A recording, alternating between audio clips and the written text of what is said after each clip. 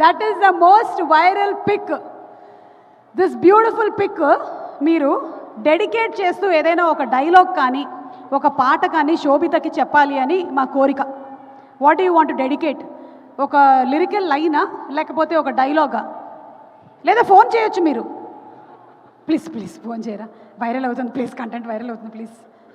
Viral అయిన ఆ photo లాగానే బుజ్జి తల్లి పాటే డెడికేట్ చేస్తా, ఎందుకంటే తన ఇంట్లో బుజ్జి తల్లే పిలుస్తా.